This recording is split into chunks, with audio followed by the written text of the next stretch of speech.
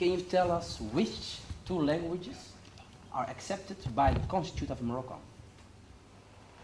Well, if we talk about the Constitution, Yes. it actually accepts, it mentions only one language. Two languages, Arabic and French. No, the Constitution mentions only one language, Arabic.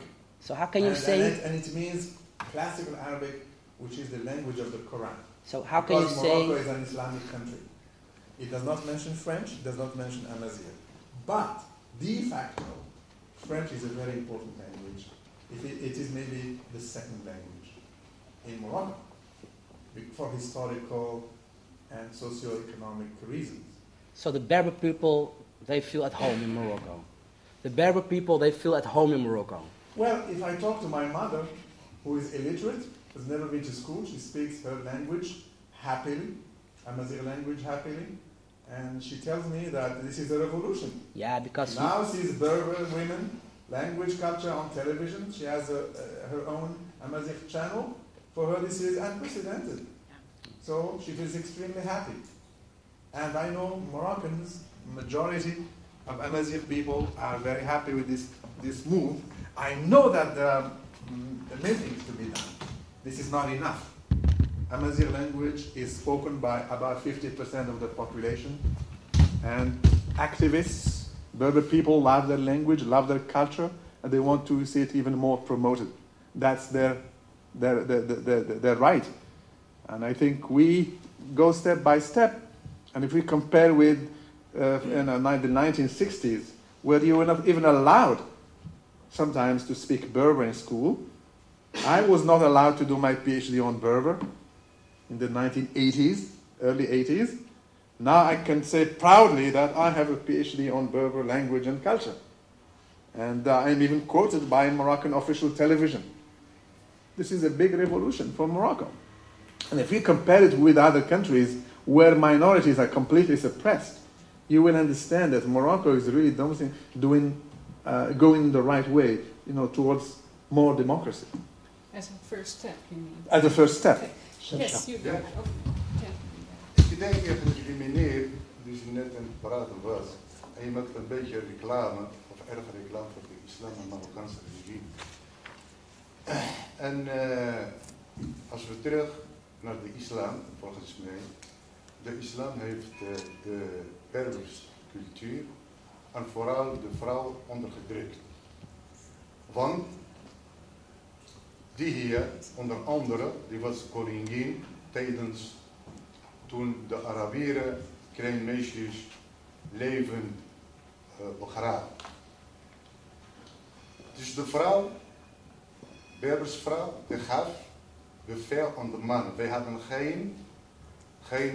geen problemen met vrouw om naar vrouw te luisteren. Maar de islam heeft gewoon de vrouw ondergedrukt van de macht naar onmacht, naar de keuken teruggestuurd en mond dichtgehouden. Dus wat heeft de islam? De islam, in de islam staat geen mensenrechten. En maakt maakt niet eens gelijkheid tussen de vrouwen. Want als we gaan naar de Surat Nisa, ik denk ayah 24. ومن لم يستطع طولا أن ينكح المحصنات المؤمنات فامن فتياتكم. Dus dat betekent, het is het verschil van vrouwen. Vrouwen die wat hebben en slaven. Fatayatikum, dat betekent slaving. Dus waar is er nog gelijkenheid tussen man en vrouw? Maar bedoelde u te zeggen dat in de Berbercultuur dat nog niet zo was? Nee.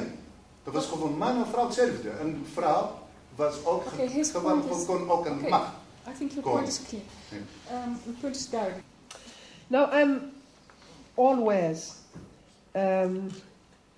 very cautious about questions that accuse Islam like that directly, because Islam, I mean, from my point of view, I am not alima in Islam, but from my own point of view, Islam, like any other religion, is a religion.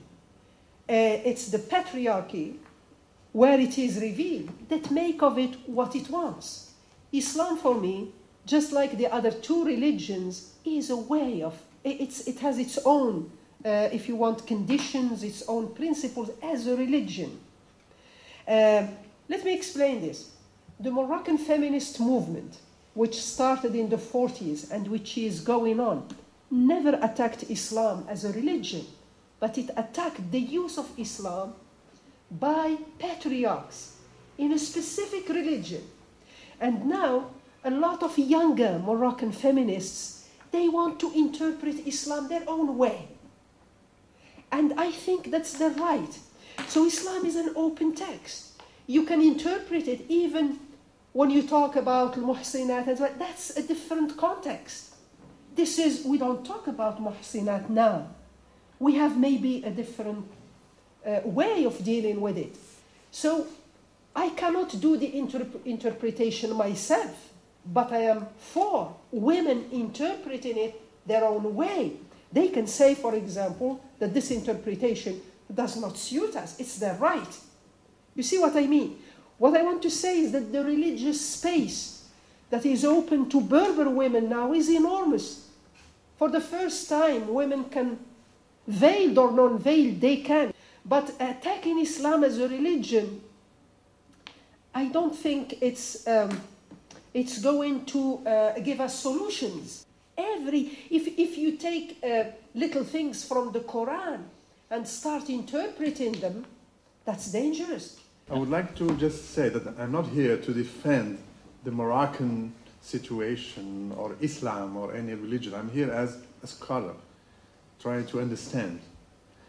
As Fatima said, we don't really gain much by attacking Islam, either here or in Morocco.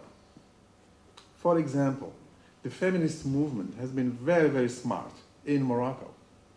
And they used Islam to impose reforms. They defended the feminist and the women's rights from within Islam, saying that Islam protects women. Islam has given rights to women, but they are not implemented, they are not recognized. That's very important. We should also understand that, for example, the Holy Book, the Holy Quran, actually came in stages.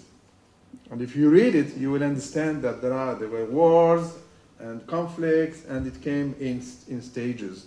And sometimes one of the verses contradicts the other, but you have to understand the interpretation. And we cannot, as Fatima said, just take something out of the Quran, out of context, and say this is what it says. Maybe in another verse it says the opposite, or rectifies this.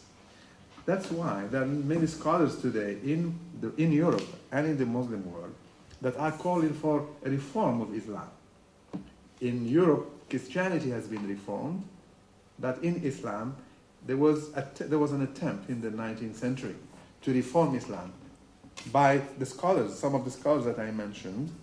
But then came European colonization of the Arab Muslim world, which stopped this reform.